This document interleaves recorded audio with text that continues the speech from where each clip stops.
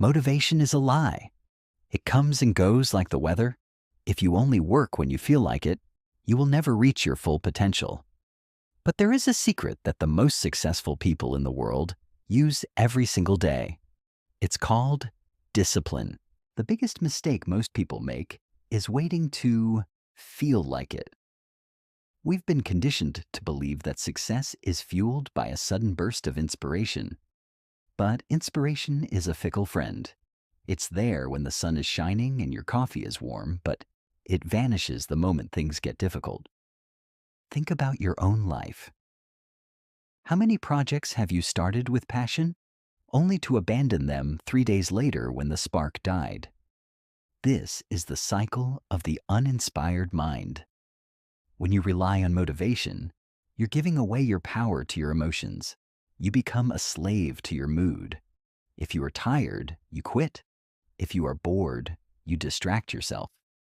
You are living in a prison built by your own comfort, where your potential is locked behind the bars of maybe tomorrow. The world is designed to keep you distracted. Every notification, every short-form video, and every instant gratification is a direct attack on your ability to focus. Without discipline, you are just a leaf in the wind, blown around by the whims of your environment. To build something great, you must learn to operate outside of how you feel. You need a system that functions even when your mind is screaming for you to quit. True discipline is not about being a cold robot.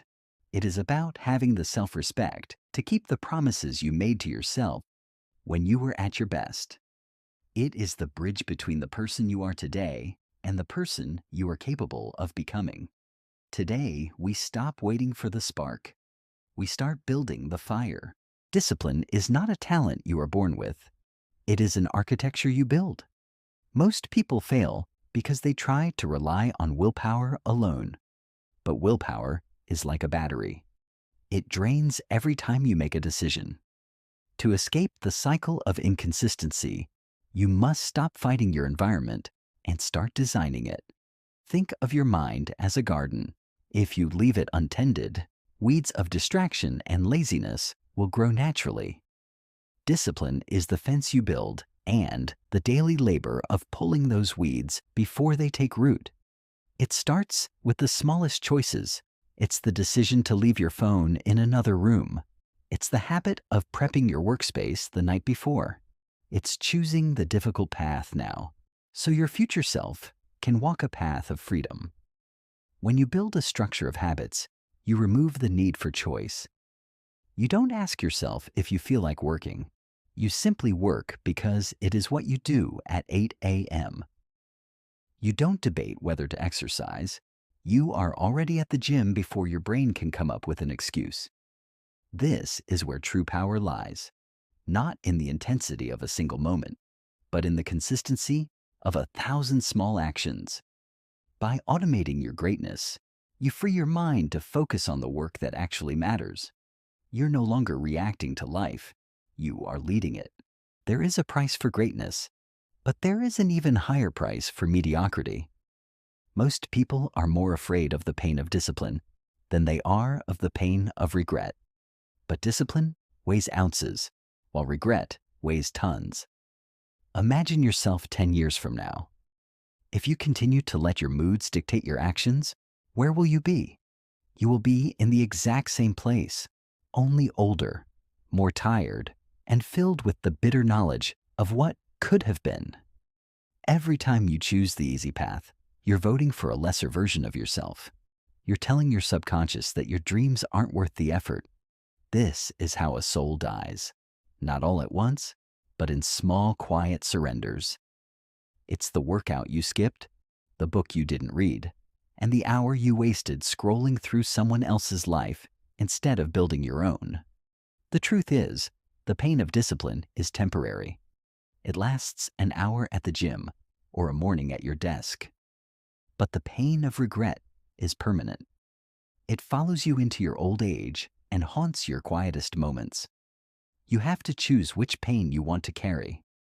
You can choose the sharp, refining fire of self-control or the cold, heavy weight of disappointment.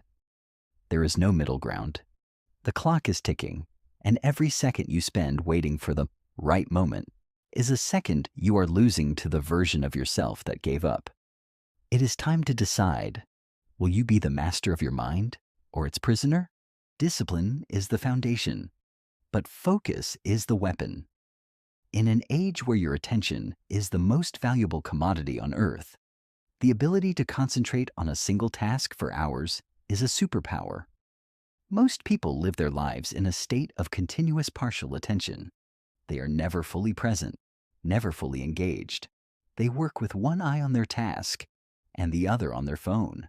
This is not work. It is a slow form of mental suicide. To master your mind, you must master the art of deep focus.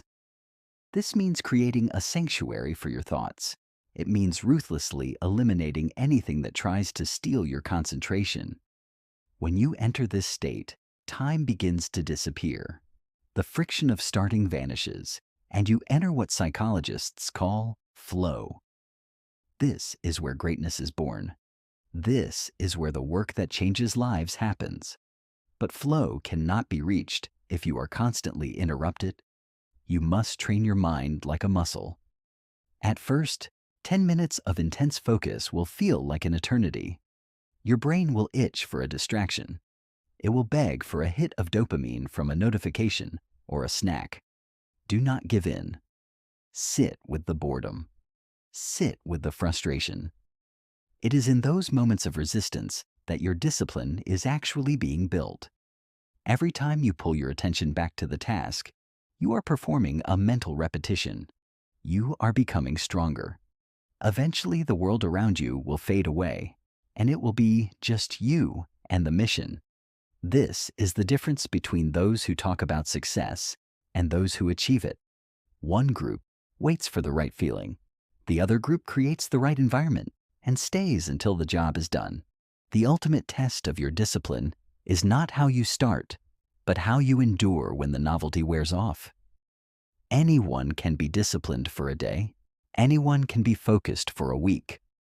But the elite are those who can stay in the forge for years. They understand that greatness is not an event. It is a process of constant refinement. You must fall in love with the boredom of consistency.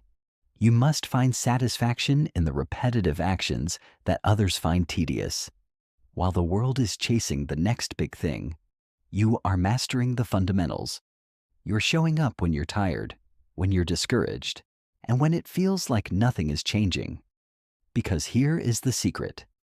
Character is built in the silence. It is built in the moments when no one is watching, and there is no applause.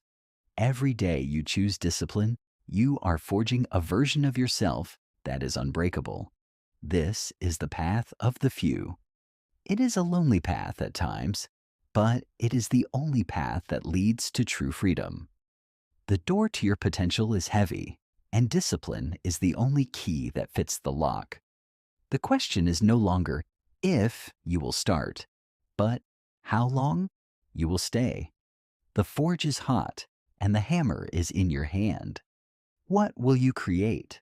If you've made it this far, you are already ahead of 99% of the population. You have the desire to change, and now you have the framework to do it. But remember, knowledge without action is just a sophisticated way of wasting time.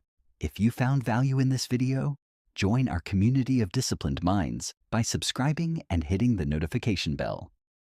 Let us know in the comments, what is the one promise you are going to keep to yourself starting today? The path is narrow, but the rewards are infinite. Stay focused, stay disciplined, and we will see you in the next one.